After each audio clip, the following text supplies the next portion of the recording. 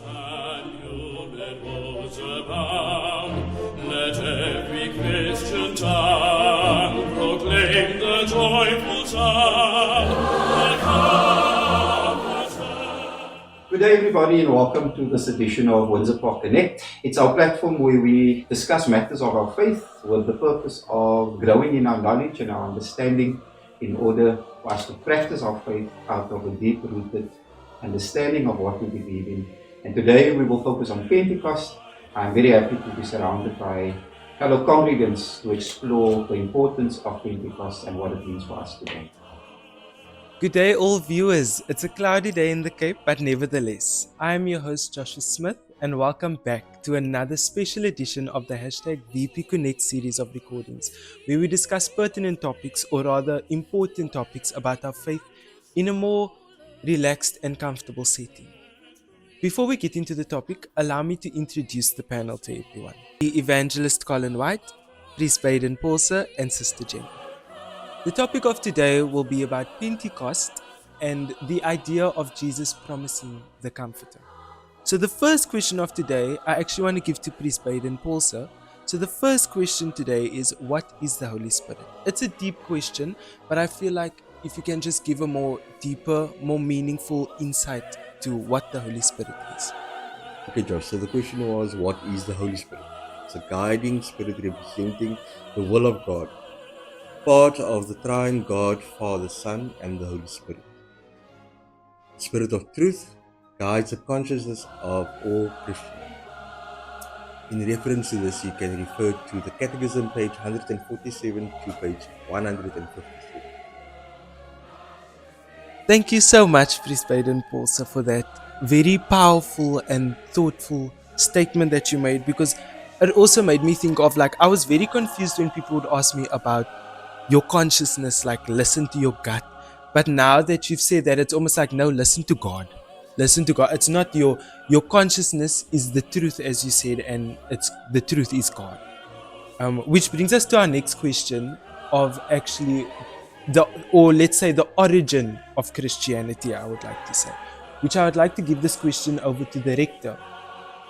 So rector, I actually want to know, because we believe that when the church, or I believe rather, that when the church was first dispensed, when the Holy Spirit was first dispensed, it played a very significant role in Christianity as a whole.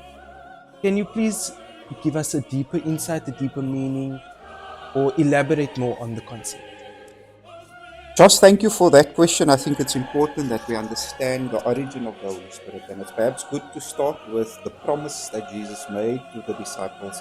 You can read this promise in John 15, verse 26, where it reads here, "But when the Helper comes, whom I shall send to you from the Father, the Spirit of truth, who proceeds from the Father, he will testify of me."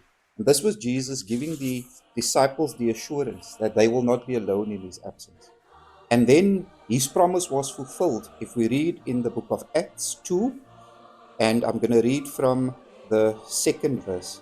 It says here, "And then suddenly there came a sound from heaven as of a rushing wind, and it filled the whole house where they were sitting.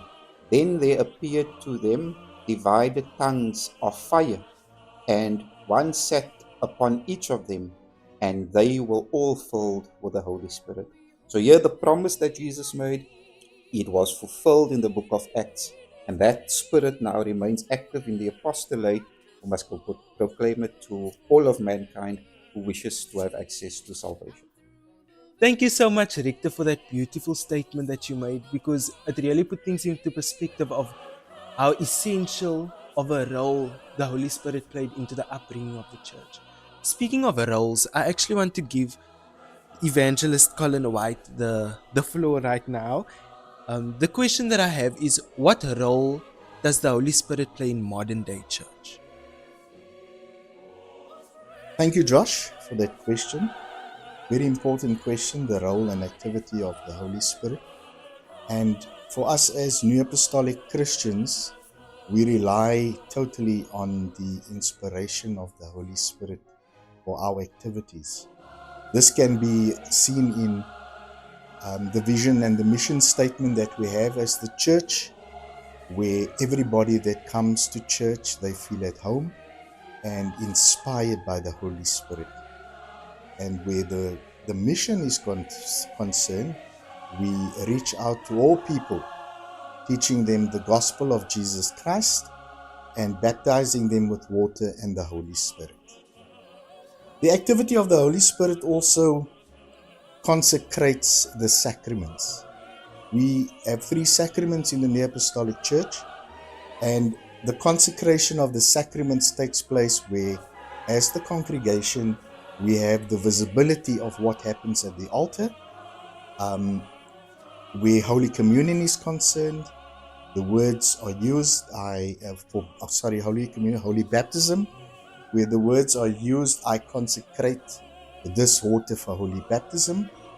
Likewise with Holy Communion, and very importantly, the outpouring or the dispensation of the Holy Spirit by an apostle.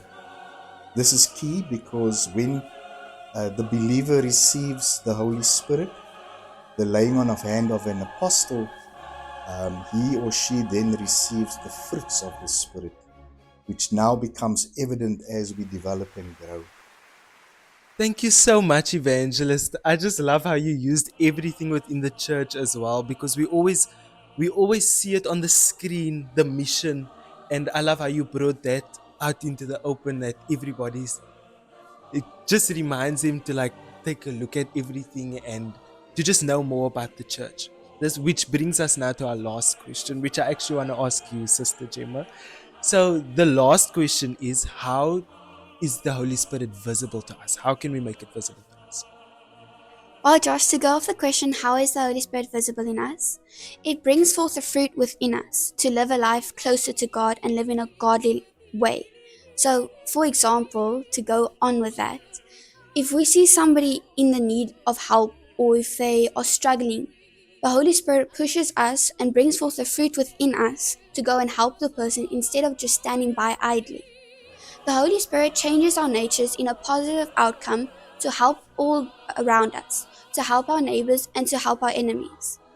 To go more about this, we go to Galatians 5, verse 22 to 23, where it explains what the fruit of the Spirit is. The fruit of the Spirit allows us to live a godly life and to live a life closer to God. Thank you so much, Gemma. That was actually so beautiful. Thank you so much. Thank you for all the viewers. Thank you, Evangelist. Thank you, Priest Baden. Thank you, Gemma. I just want to give the rector his final thoughts. Thank you, Josh. Firstly, thank you to everyone for their contributions. I think the content helps us to deepen our understanding of our faith, but also the celebration of Pentecost. The purpose of these initiatives is for us to grow in our knowledge of our faith. We now have a responsibility to live out those things that we have learned.